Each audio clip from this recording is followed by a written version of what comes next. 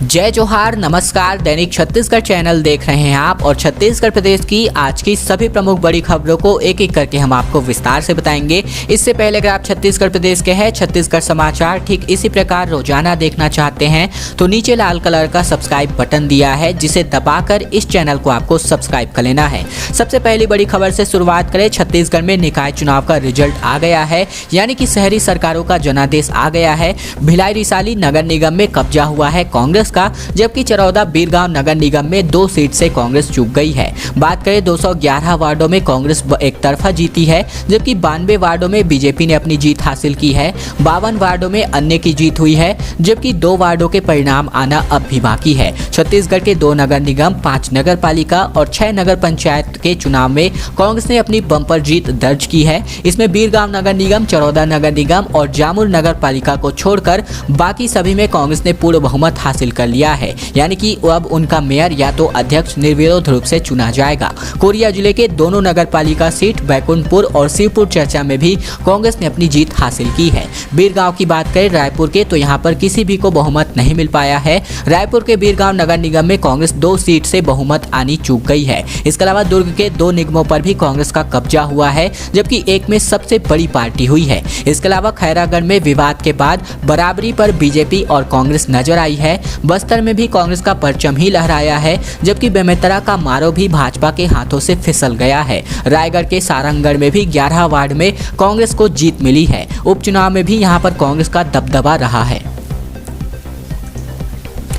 तीर्थयात्रियों से भरी बस खाई में गिरी, जीपीएम में बड़ा हादसा हुआ। 35 लोग घायल हुए हैं, जबकि 15 के हालात गंभीर है। अमरकंटक से राजनांदगांव की ओर लौट रहे थे। छत्तीसगढ़ के गौरेला पेंड्रा मरवाही जिले में तीर्थयात्रियों से भरी बस खाई में गिर गई। हादसे में 35 लोग घायल हो गए हैं, इनमें से 15 के हालात गंभीर है। सूचना मिलने पर रतनपुर और गौरेला क्षेत्र के पुलिस भी मौके पर पहुंच गए। सभी घायलों को बिलासपुर रेफर किया जा रहा है। इसके अलावा ये लोग अमरकंटक से दर्शन करने के बाद राजनांदगांव की ओर लौट रहे थे। हादसा बंजारी घाट में हुआ है। जानकारी के मुताबिक सभी तीर्थयात्री राजनांदगांव और खैरागढ़ के आसपास के इलाकों में रहने वाले बताए जा रहे हैं। अमरकंटक से दर्शन कर लौटने के दौरान बंजारी घाट में कारियाम के पास तेज रफ्तार वोल्वो बस अनियंत्रित होकर पलट गई। हादसा होते देख आसपास के लोग मौके पर पहुंचे और बस के शीशे तोड़कर लोगों को बाहर निकाला गया। साथ ही पुलिस को भी सूचना दी गई। घायलों को एम्बुलेंस से रतनपुर और बिलासपुर के अस्पताल भिजवाया गया है।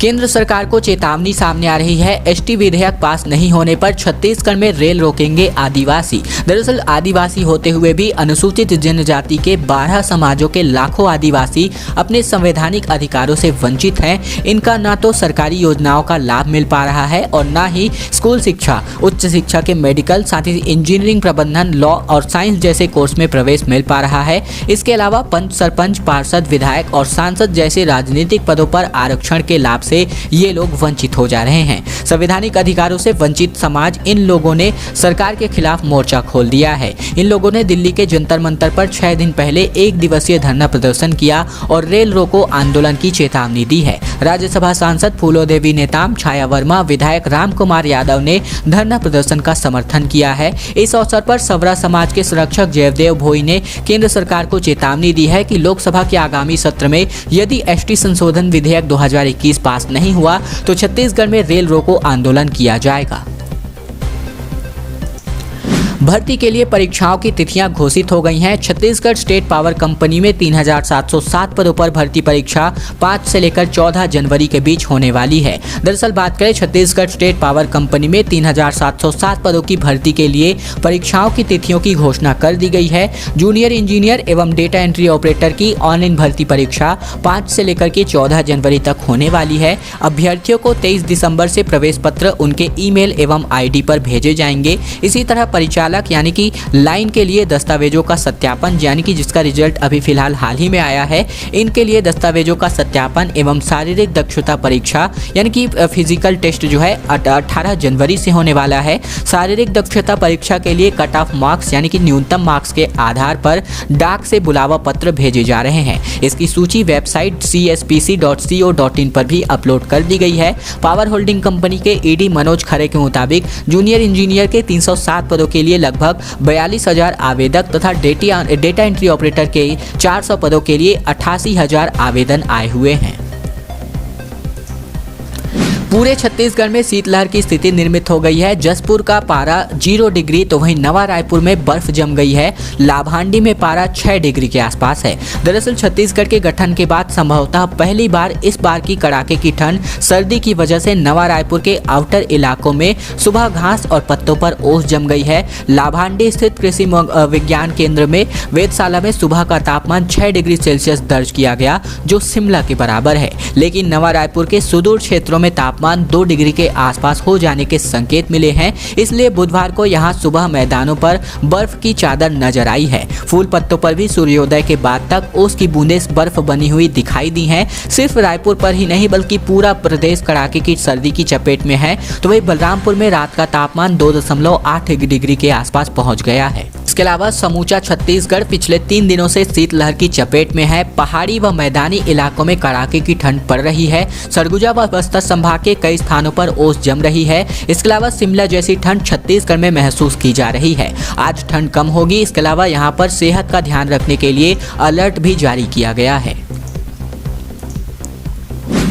केंद्र की चिट्ठी के बाद तैयारियां शुरू हो गई हैं। छत्तीसगढ़ में 6 माह बाद एक बार फिर से कोविड वॉर रूम का निर्माण हुआ है। हेल्पलाइन नंबर भी जारी हुआ है। अब कोविड टेस्ट की संख्या बढ़ने वाली है। केंद्र से ओमिक्रॉन के खतरे का अलर्ट मिलने के बाद स्वास्थ्य विभाग ने आनन फानन में नवा रायपुर स्थित इंद्रावती भवन में कोविड वॉर रूम का निर्माण शुरू कर दिया है। जून में दूसरी लहर का प्रकोप धीमा पड़ने के बाद स्वास्थ्य विभाग ने पुराने शहर के सर्किट हाउस का कोविड वॉर रूम बंद कर दिया था। अब 6 माह बाद एक बार फिर से कोविड वॉर रूम फिर से शुरू किया गया है। वहीं छत्तीसगढ़ में कोरोना के अपडेट की बात करें तो प्रदेश में 22,124 सैंपल्स की जांच हुई है बीते 24 घंटे में, जिसमें 38 व्यक्ति कोरोना संक्रमित पाए गए हैं। इसके अलावा हम आपको ये भी बता दें कि प्रदेश के 15 जिलों में कोरोना का कोई भी मामला सामने नहीं आया है, जिनमें बेमेतरा, कबीरधाम, बलौदाबाजार, जांजगीर चांपा, मुंगेली, गौरेला पेंड्रा मरवाही, सरगुजा, कोरिया, बलरामपुर, जसपुर, बस्तर, दंतेवाड़ा, सुकमा, कांकेर एवं नारायणपुर में कोरोना का कोई भी नया मामला सामने नहीं आया है। जबकि राजनांदगांव, बालोद, धमतरी, गरियाबंद, कोंडागांव एवं बीजापुर से 1-1, कोरबा से 2, दुर्ग एवं सूरजपुर से 3-3, बिलासपुर से 4 कोरोना संक्रमित पाए गए हैं। कोरोना मरीजों के स्वस्थ होने और हर रोज कम संख्या में नए मरीज मिलने के कारण कोविड-19 के मामले तेजी से घट रहे थे। लोकसभा में एक बार फिर से उठा है बस्तर की हवाई सेवा विस्तार का मामला। बस्तर सांसद दीपक बैज ने नाइट लैंडिंग और इन शहरों में फ्लाइट शुरू करने की मांग की है। दरअसल लोकसभा में बस्तर सांसद दीपक बैज ने बस्तर के हवाई सेवा को लेकर सवाल उठाते हुए उड़ान सेवाओं के विस्तार की मांग की है। बस्तर सांसद दीपक बैज ने नियम 377 के तहत लोकसभा में प्रश्न उठाते हुए केंद्रीय उड्डयन मंत्री के सामने कुछ हवाई सेवाओं की मांग की है, जिनमें से एक कोलकाता, झारसुगुड़ा, जगदलपुर, विशाखापट्टनम, दूसरा बेंगलुरु, विशाखापट्टनम, जगदलपुर, तीसरा भुवनेश्वर, जगदलपुर, विशाखापट्टनम, हैदराबाद और चौथा नागपुर, जगदलपुर, विशाखापट्टनम रूट में हवाई सेवाएं शुरू करने की मांग रखी है। साथ ही सांसद ने जगदलपुर एयरपोर्ट में नाइट लैंडिंग की व्यवस्था शुरू करने की भी मांग लोकसभा में की है। पहली बार स्वास्थ्य विभाग में ऐसा होगा कि हेल्थ विभाग में 502 नियमित पदों पर भर्तियां होने वाली है। संभाग आयुक्त की अध्यक्षता में कमेटी का गठन भी हुआ है। स्वास्थ्य विभाग में तृतीय एवं चतुर्थ श्रेणी के रिक्त नियमित पदों पर भर्ती के लिए स्वीकृति बुधवार को मिल गई है। दुर्ग संभाग में फार्मासिस्ट ग्रेड 2, ड्रेसर ग्रेड 1 एवं ग्रेड 2, इसके अलावा ग्रामीण स्वास्थ्य संयोजक पुरुष एवं महिला, lab assistant, dark room assistant एवं चतुर्थ श्रेणी को मिलाकर कुल मिलाकर 502 पदों पर भर्तियां होने वाली है। पहली बार हेल्थ विभाग में भर्ती संबंधित कमेटी संभाग आयुक्त की अध्यक्षता में गठित की गई है। इसके अलावा रायपुर में हुई बैठक में रिक्तियों पर भर्ती को लेकर निर्देश जारी हुआ है। कोरोना ड्यूटी करने वालों को 10 बोनस अंक के रूप पर दिए जाएंगे। संभाग आयुक्त की यहां पर अध्यक्षता में भर्ती होने वाली है। सिटी बस परिचालकों ने यहां पर खुली चेतावनी दी है सरकार को कि अगर मांगे नहीं मानी जाती है तो मंत्रालय की बसें ठप करने वाले हैं। दरअसल सिटी बस संचालक परिचालक संघ ने अपनी मांगों को लेकर नगर निगम आयुक्त प्रभात मलिक के नाम ज्ञापन सौंपा है। कोरोना काल में वेतन का भुगतान नहीं होने से नाराज चल रहे बस परिचालक संघ ने निगम प्रशासन को 10 दिन का अल्टीमेटम देते हुए कहा है कि यदि उनकी मांगे पर सहानुभूतिपूर्वक विचार नहीं किया जाता है तो बस परिचालक मंत्रालय आने जाने वाली बसों का परिचालन ठप कर देंगे। करेंगे। इसके अलावा संघ के संरक्षक और भाजपा के प्रदेश प्रवक्ता संजय श्रीवास्तव ने संघ की मांगों को जायज बताते हुए कहा कि कोरोना काल में सिटी बसों के चालक परिचालकों ने अपनी जान की परवाह किए बगैर जोखिम लेते हुए कार्य किया और लॉकडाउन में अपनी सेवाएं दी हैं। इसके बदले में उन्हें वेतन भुगतान तक नहीं दिया गया है। यह एक तरह से ज्यादती है। कड़ाके की ठंड में धरने पर डटे हुए हैं सहायक शिक्षक और जिसे लेकर के यहां पर सहायक शिक्षकों के आंदोलन को लेकर मंत्री चौबे ने आने वाले दिनों में और वार्ता के संकेत जाहिर किए हैं। दरअसल सहायक शिक्षक अपनी एक सूत्रीय मांग वेतन विसंगति को लेकर पिछले 11 दिसंबर से अनिश्चितकालीन हड़ताल पर गए हुए हैं। सहायक शिक्षकों का हड़ताल राजधानी रायपुर में अब भी जारी है, जिसे प्रदेश भर के सहायक शिक्षक जिले के सहायक शिक्षक भी कड़ाके की ठंड में पंडाल लगाकर वेतन विसंगति दूर करने के लिए लगातार रायपुर में डटे हुए हैं। सहायक शिक्षक फेडरेशन के प्रांतीय पदाधिकारी तरुण वैष्णव और नोहर चंद्र के मुताबिक वेतन विसंगति के संबंध में फेडरेशन द्वारा सरकार का ध्यान आकर्षित कराने के लिए कई बार ज्ञापन सौंपने के साथ साथ एक दिवसीय धरना रैली प्रदर्शन का आयोजन किया गया था। तब सरकार द्वारा वेतन विसंगति के संबंध में एक समिति बनाई गई थी, जिसे 3 महीने के अंदर समिति सहायक शिक्षकों की वेतन विसंगति को दूर करने के लिए रिपोर्ट बनाकर सरकार को सौंपने की बात कही गई थी, जिसमें 3 महीने की मियाद पूरी होने के बाद भी कुछ इस प्रकार के हलचल नहीं दिख रहे हैं, जिसकी वजह से यहां पर आंदोलन में वार्ता की अब तक कोई भी हलचल नहीं दिखी है, जिसे लेकर के अब मंत्री रविंद्र चौबे ने भी आने वाले दिनों में वार्ता और संकेत दिए हुए हैं।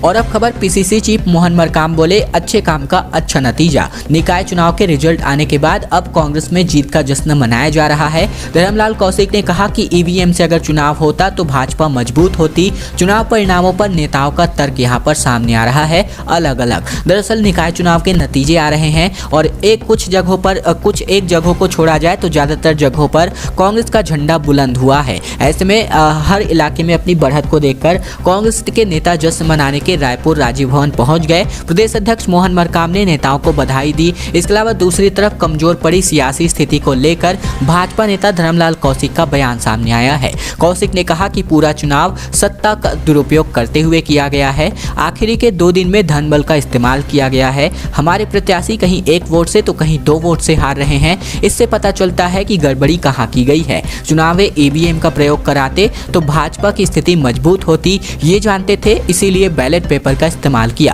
अफसरों का गलत इस्तेमाल किया गया है। ये सभी बातें चुनाव के परिणाम आने के बाद बीजेपी के जो यहाँ पर नेता प्रतिपक्ष हैं इन्होंने कही हुई हैं। और अब आज की अंतिम बड़ी खबर की ओर बढ़ें। भूपेश मंत्रिमंडल फेरबदल पर मुख्यमंत्री बघेल का बड़ा बयान सामने आ रहा है। राहुल गांधी से मीटिंग और बदलाव पर मुख्यमंत्री भूपेश बघेल ने अपनी प्रतिक्रिया जाहिर की है। दरअसल मुख्यमंत्री भूपेश बघेल 4 दिनों के दौरे के बाद रायपुर पहुंचे हैं। नगरीय निकायों में बम्पर जीत की वजह से कार्यकर्ता गदगद हैं और इसी को लेकर ढोल नगाड़े के साथ रायपुर एयरपोर्ट पर मुख्यमंत्री भूपेश बघेल पहुंचे। सीएम बघेल का जोरदार स्वागत किया गया। नगरीय निकाय चुनाव में कांग्रेस ने बीजेपी का सुपड़ा साफ कर दिया है और इस पर सीएम बघेल ने कहा कि सभी जगहों पर कांग्रेस नगर सरकार बनाएंगी। सीएम बघेल ने मंत्रिमंडल में फेरबदल पर कहा कि राहुल गांधी से इस मुलाकात में बातचीत नहीं हुई, अगली बार मिलूंगा तो जरूर बात करूंगा। राहुल से संगठनात्मक और अन्य विषयों पर चर्चा हुई है। मुख्यमंत्री भूपेश बघेल ने बीजेपी पर तंज कसते हुए कहा कि बीजेपी कांग्रेस के सामने टिक नहीं पाई। उन्होंने कहा कि जहां जरूरत पड़ेगी तो निर्दलियों के साथ मिलकर नगर सरकार बनाएंगे। आने वाले समय में हम अपनी सरकार बनाने वाले हैं। ये सभी बातें इन्होंने कही हुई है रायपुर एयरपोर्ट पर। दोस्तों आज की खबरों का सिलसिला बस यही तक का था। वीडियो अगर आपको पसंद आया तो इस वीडियो के नीचे लाइक बटन है, जिसे दबाकर इस वीडियो को आपको बहुत ही छोटा सा लाइक कर देना है। नीचे लाल कलर का सब्सक्राइब बटन भी दिया है, जिसे दबाकर इस चैनल को आपको सब्सक्राइब कर लेना है। साथ ही साथ घंटी को दबाकर ऑल नोटिफिकेशन को भी आपको सेलेक्ट करके रख लेना है, ताकि प्रतिदिन की महत्वपूर्ण खबरें, छत्तीसगढ़ के समाचार बिना किसी रुकावट रोजाना हम आप तक पहुंचा सकें। तो चैनल को सब्सक्राइब करने का ये छोटा सा काम आप लोगों को जरूर से कर लेना है, ताकि प्रतिदिन की महत्वपूर्ण खबरें, छत्तीसगढ़ समाचार आप तक बिना किसी रुकावट पहुंचती रहे।